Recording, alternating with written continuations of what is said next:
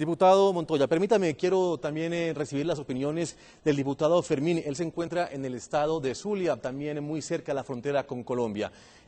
Diputado Eliseo Fermín, le pregunto cuál ha sido la reacción en las zonas de frontera con respecto a esta última actividad terrorista de las FARC y que lastimosamente tiene eco en Venezuela por, al parecer, haber terminado como camino de los terroristas de este Frente 59 de las FARC. Mira, tal vez quien más sufre los problemas de la guerrilla, o ha sufrido los problemas de la guerrilla colombiana en Venezuela, ha sido el Estado Zulia, ¿no? Hemos sido perjudicados durante mucho tiempo. Antes de la etapa Uribe, en la etapa Uribe y post la etapa Uribe.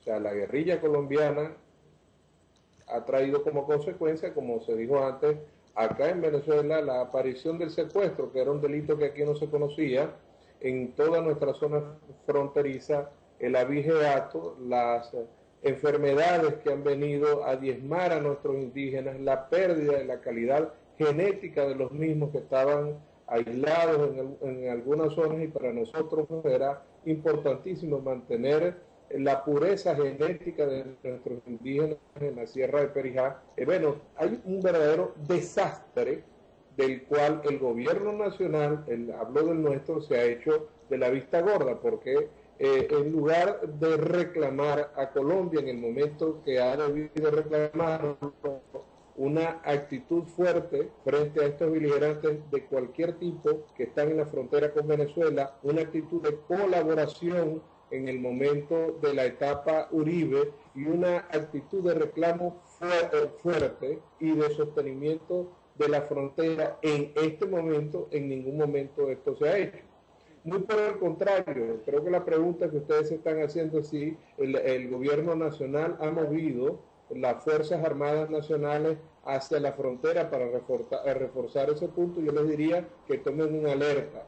Y el gobierno colombiano lo tiene y nosotros lo tenemos, fuertes indicios de colaboración del gobierno venezolano con la guerrilla colombiana.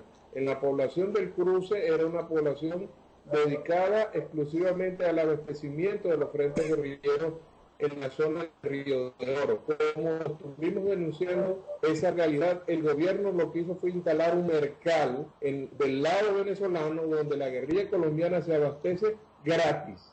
O sea, no tienen que pagar, como hicimos la denuncia de lo que estaba pasando en la población del Cruce. Simple y llanamente colocaron un centro de abastecimiento que es para el pueblo de Venezuela en las orillas, en la frontera de Venezuela con Colombia. Allí se abastece gratis a los guerrilleros colombianos. Sí. Igualmente toda la zona de La Gloria, de Carrasquero, sí, por allí deambulan, como Pedro por su casa, los guerrilleros, y eso lo conoce toda nuestra sociedad zuliana. Sí, diputado Fermín. Están abandonadas porque simple y llanamente a esa zona no se puede, por esa zona no se puede transitar por la presencia de la guerrilla colombiana.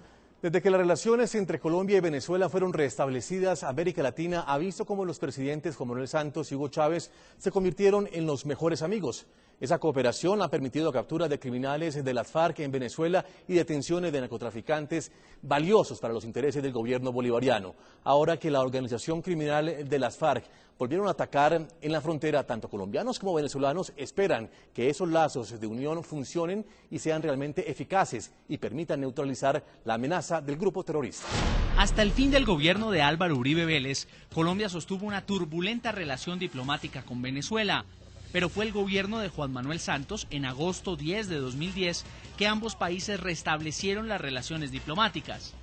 En la reunión de 4 horas en Santa Marta, ambos gobiernos pactaron trabajar en 5 frentes: deuda, exportadores, comercio, infraestructura, inversión social y seguridad.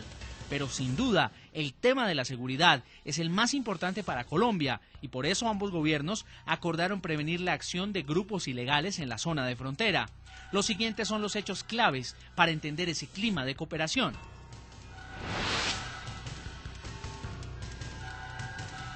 El restablecimiento de las relaciones empezó a dar sus frutos. El 19 de agosto de ese año, del 2010, el empresario y presunto narcotraficante de origen sirio, Walid Macler, fue capturado en Cúcuta, frontera con Venezuela.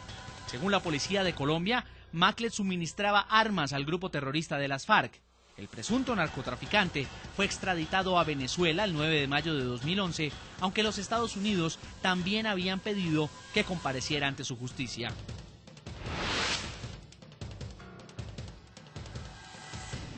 Juan Manuel Santos, valiéndose de su nuevo mejor amigo, le pidió vía telefónica la colaboración en la captura de Joaquín Pérez Becerra, identificado por la inteligencia colombiana como el director de ANCOL, medio de comunicación que publica las informaciones de las FARC. Hugo Chávez no dudó y ordenó la captura del que es considerado el jefe de prensa del grupo terrorista en el Aeropuerto Internacional de Maiquetía el pasado 23 de abril de 2011.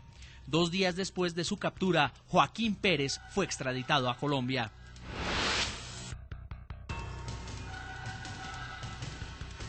El 30 de mayo de 2011, la Guardia Venezolana capturó a Guillermo Enrique Torres Cuéter, alias Julián Conrado, en una finca del estado Barinas.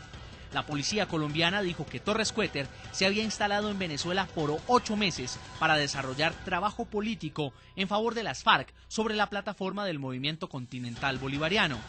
El gobierno colombiano pidió la extradición del que es considerado el cantante de las FARC, pero la Fiscalía venezolana no ha autorizado la entrega del cabecilla a la justicia del país suramericano.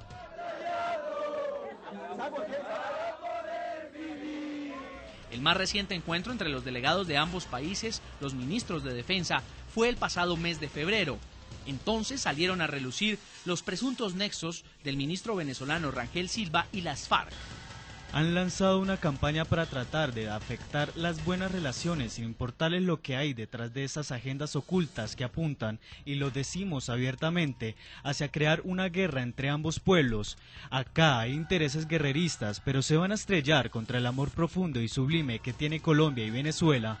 Las buenas intenciones y el clima de cooperación entre Colombia y Venezuela hacen pensar que luego del más reciente ataque de las FARC en la frontera, Venezuela responderá con contundencia a las nuevas amenazas de las FARC.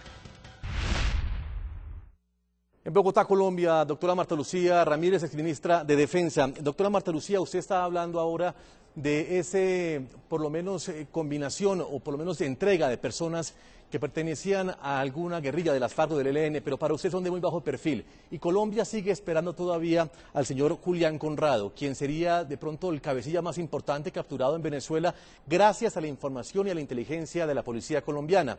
¿Por qué razón cree usted, doctora Marta Lucía Ramírez, que este personaje, este cabecilla terrorista, sigue todavía en Venezuela y no ha sido extraditado a Colombia como lo prometió el presidente Chávez a Juan Manuel Santos hace por lo menos un año? Bueno, porque desafortunadamente creo que todo este tema de la nueva amistad se ha convertido en algo puramente formal, en algo de alguna manera mediático, pero sin resultados concretos y sin un impacto verdadero sobre la amenaza terrorista que existe sobre Colombia y Venezuela.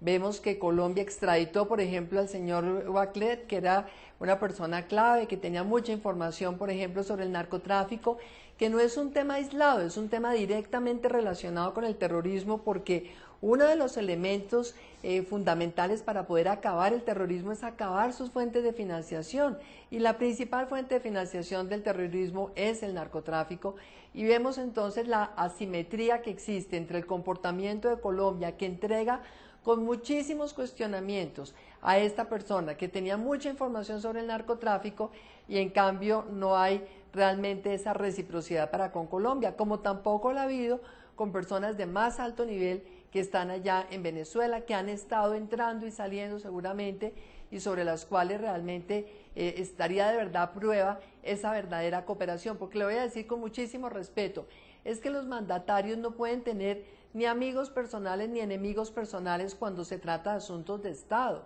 Cuando se trata de asuntos de Estado es la cooperación entre dos países, y por esa razón entonces, más allá de la buena relación personal, lo importante sería tener una agenda concreta de medidas de confianza mutua, que es algo que además en el derecho internacional está requete probado con resultados muy eficaces. Por ejemplo, sirvió mucho en las dificultades fronterizas entre Ecuador y Perú, y sirvió inclusive para evitar una guerra entre estos dos países, de tal manera que Colombia, todos celebramos cuando empezó el presidente Santos y quiso realmente buscar una normalización de las relaciones con Venezuela, pero una normalización que tiene que tener unos contenidos concretos, unas metas y definitivamente una cooperación mucho más ambiciosa que esta que hemos obtenido. Diputado Julio Montoya, en Caracas, Venezuela, hay algunos en Colombia y en Venezuela que piensan y están convencidos de que existe una alianza entre el chavismo y las FARC. Y para los que piensan eso, pues creen que esa amistad entre el presidente Juan Manuel Santos y el presidente Chávez, pues no es buena para que el chavismo tenga el curso que se espera algunos o esperan algunos se dé en Venezuela. Yo le pregunto si esa alianza entre chavismo y FARC se siente en Caracas y parece latente en su país.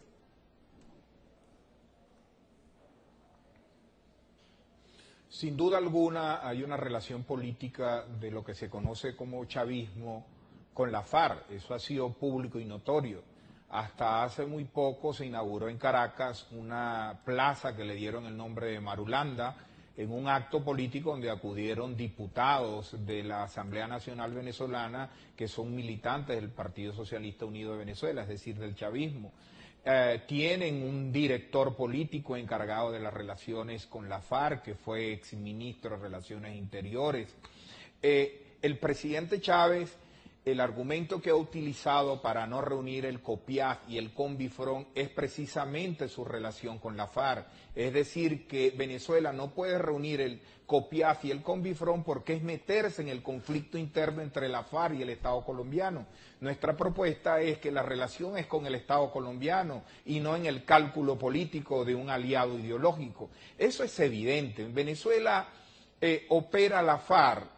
Yo le cuento, en el estado Zulia, estado que yo represento, hoy la FARC llega a kilómetros de Maracaibo, tanto por el norte, que es la capital del estado, el municipio Mara y Páez, que es el frente este de La Guajira, pero también al sur, con el frente del comandante Zamora, quien tienen un pueblo que nosotros llamamos como el Cruce, en el municipio Semprún, donde la capacidad comercial de ese pueblo es infinitamente superior a los habitantes que tiene, porque sencillamente ahí es un punto proveedor de logística de la FARC.